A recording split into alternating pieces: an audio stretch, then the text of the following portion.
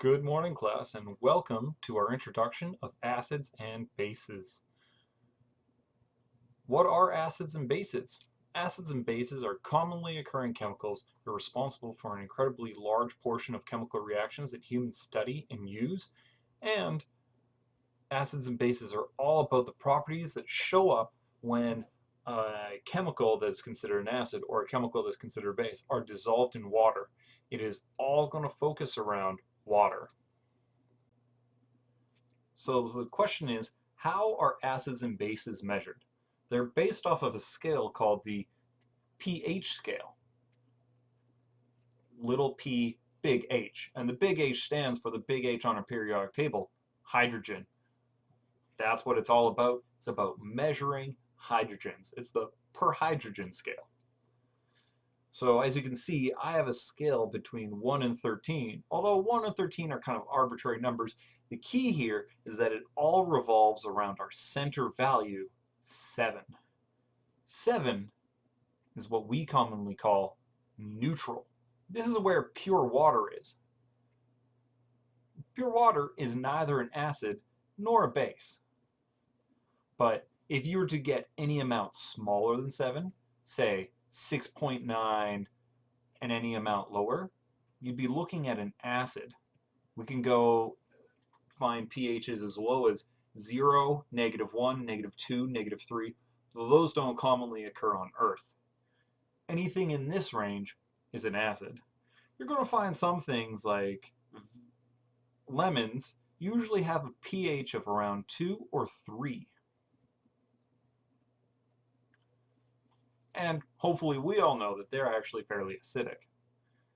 If you're going to get any amount larger than 7, say 7.1 upward, heading towards 13, 14, 15, you're going to find things that are basic. Another term for basic is also alkaline. And some alkalis, such as soap, are going to have pHs of around 9 or 10. Or bleach, which has a pH of approximately 13. Now, we can't normally tell whether something's an acid or a base, nor can we just look at something and see its pH visually. So we need to use a special chemical called an indicator to help us determine whether it's going to be acidic or basic, or to help us determine the pH. The most common indicator is litmus. Now, litmus is a special chemical that changes color based on whether the pH is less than 7 or the pH is greater than 7. It's split right in the middle. If the pH is any amount less than 7, or in other words, if litmus is put in acid, the litmus turns red. But on the other side, if you put litmus in any solution that has a pH of 7.1 or greater, so we're talking about any basic or alkaline solution, the litmus turns blue. I find it easy to remember because base is blue, alliterates, and I love alliteration. What are some of the properties of acids and bases? Well, taste and touch. Please don't try to taste and touch many acids and bases unless you know they're safe. Acids tend to be sour,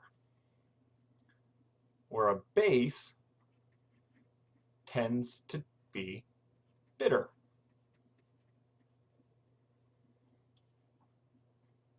What do they feel like? Well, not all acids, but some acids tend to feel at least a little sticky, perhaps a little tacky, right? Whereas bases, almost always, are slippery.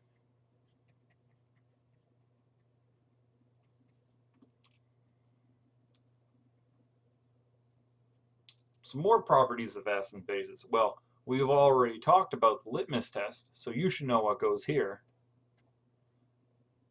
In an acid, litmus will turn red.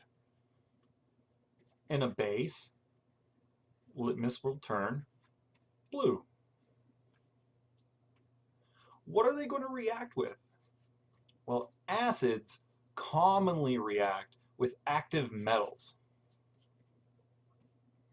And in fact, the word that we have when an acid reacts with a metal is we say the acid corrodes the metal.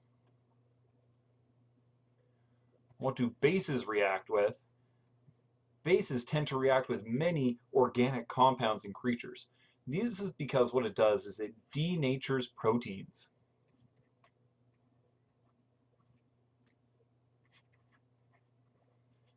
So if you're wondering, well, what does that mean?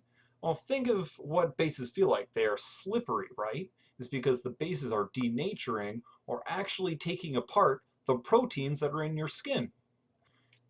Let's talk about a couple more properties of acids and bases. Electrical conductivity. Both acids and bases conduct electricity very well.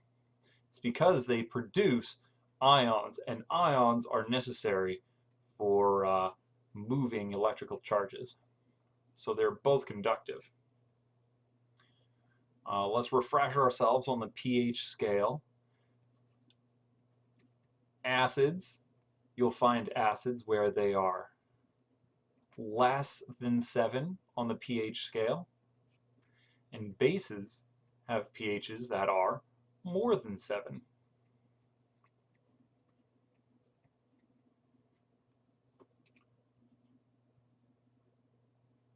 Now the last one, and this one is key, and we're going to talk about this quite a bit. We're going to talk about the ions that are made when an acid and a base gets dissolved in water. The key, most important ions for acids is acids produce hydrogen plus ions. These H plus ions are what we're tracking when we talk about pH, is how many H pluses are there floating around in that water. Bases, they produce the opposite side of water. They don't produce H pluses, they produce OH minuses, or hydroxide ions. If you take a look, you can actually see that if you take an H plus and an OH minus, that would make an HOH or an H2O. It makes water. Acids and bases are all about playing with the pieces of water. So these are some of the simple properties of acids and bases. Have a good day.